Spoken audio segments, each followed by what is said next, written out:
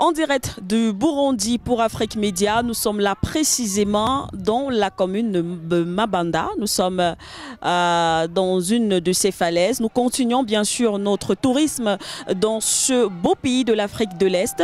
Et avec vous, on va commenter Maître Janvier Momo parce que là, nous nous trouvons quand même dans un site assez touristique. On a traversé des plaines, des montagnes. Là, nous nous trouvons au niveau des falaises. Ok. Nous pensons que nous sommes ici à la nationale numéro 8, oui, avec toutes les indications que nous avons reçues.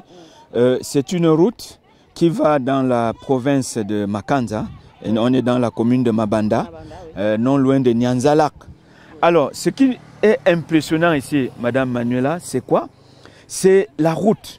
Vous voyez comment il y a une conjugaison parfaite entre les efforts faits par le public et les populations.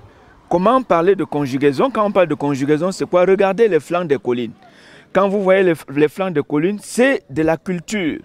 On fait des cultures vivrières qui permettent de nourrir la population. Le gouvernement, quant à lui, a la responsabilité de faire ces routes que nous voyons.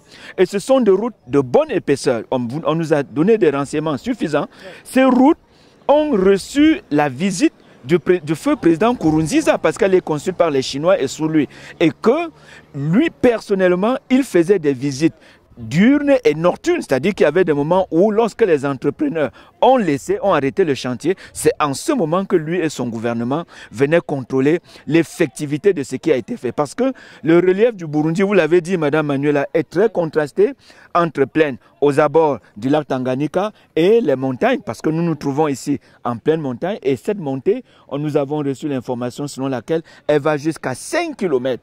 Et tout à côté, vous regardez, vous voyez le reboisement, parce qu'il s'agit des montagnes qui sont nues, c'est-à-dire que la couverture végétale, oui, elle n'est pas suffisante pour maintenir l'érosion. Qu'est-ce que les pouvoirs publics font? Ils lancent des projets de reboisement. Et cette fois, ce sont les militaires, c'est-à-dire c'est l'armée qui gère le reboisement du pays. Donc, lorsque vous lancez un coup d'œil là, vous regardez une forêt qui est créée, oui, une forêt qui est créée par les populations, par le gouvernement.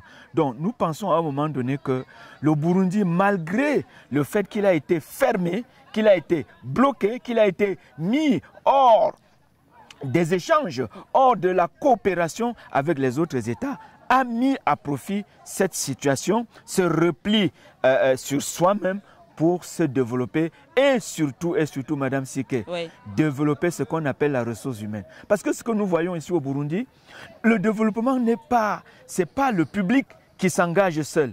Il y a les populations.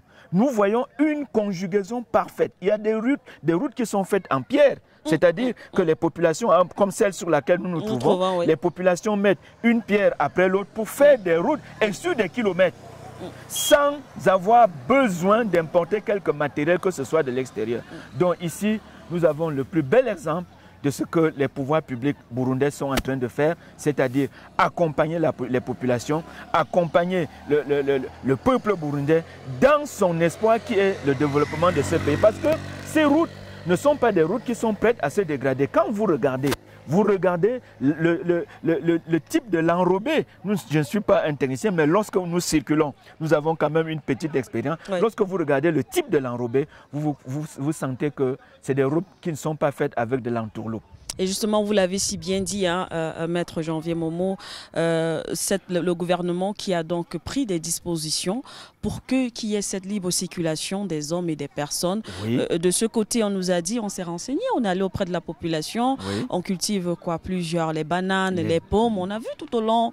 Pommes de terre, bananes, les agrumes, oui, tout ce que nous pouvons avoir. C'est-à-dire que lorsque vous regardez les flancs des montagnes, oui, mais vous êtes surpris de la quantité de bananes qui est produite au Burundi. Oui. Alors, et là, ce sont des cultures qui dépendent de l'effort des populations. Et donc, le gouvernement a le devoir de désenclaver les bastions agricoles, Madame Manuela. C'est-à-dire en désenclavant les bastions agricoles par des routes, par des infrastructures routières adéquates. Oui. Cela permet que de ces zones rurales, l'approvisionnement des zones de grande agglomération soit fait. Et qu'on ne parle pas de famine, qu'on ne parle pas de pauvreté, de continuer de parler de pauvreté, parce que le premier élément de la pauvreté, naturellement, c'est quoi? C'est le fait de ne pas avoir l'autosuffisance alimentaire. Bien sûr. Au Burundi, tel n'est pas le cas. Donc nous voyons cela avec beaucoup d'admiration, et il faut, Madame Siké, il faut le rappeler.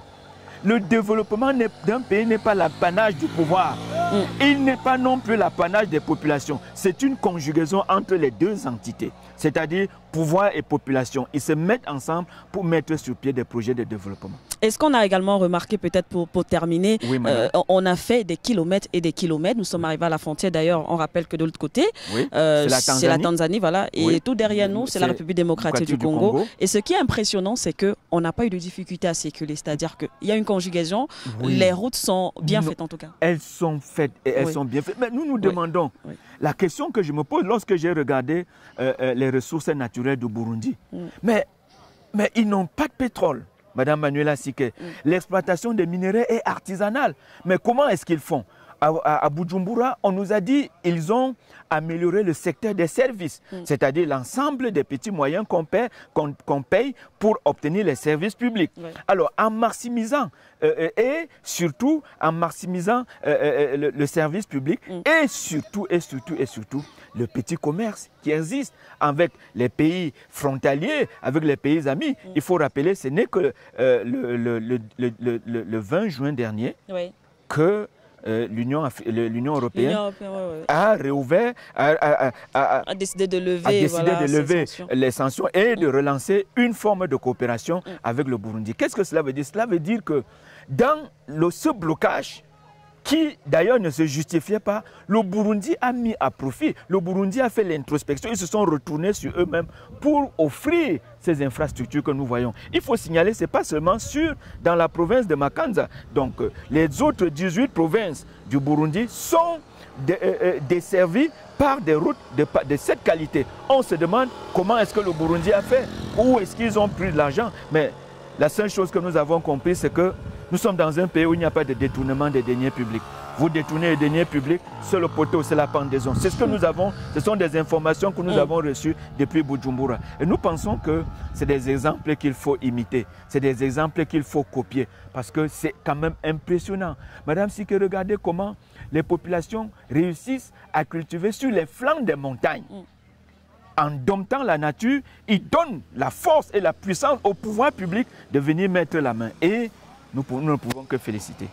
Eh bien voilà, chers téléspectateurs, on va terminer ici du côté de Mabanda. On va poursuivre en tout cas notre expédition, Maître Janvier Momo, pour continuer à explorer justement ce beau pays qu'est le Burundi. Nous allons continuer à explorer et continuer à copier, continuer à pouvoir dire aux autres pays africains d'imiter l'exemple du Burundi. Un Burundi qui a été abandonné à lui-même et qui aujourd'hui, avec toutes ces infrastructures, est en train de donner un exemple. Et n'oubliez pas, tous les pays qui se sont développés dans le monde, à un moment donné, ils ont connu cette situation avec le Burundi. La Chine s'est repliée sur elle-même. Même les États-Unis, à un moment donné, se sont repliés sur eux-mêmes. Donc le Burundi a mis ce repli à profit. Voilà, c'est la fin de cette autre expédition du côté de Mabanda. Restez scotchés sur nos antennes. Merci.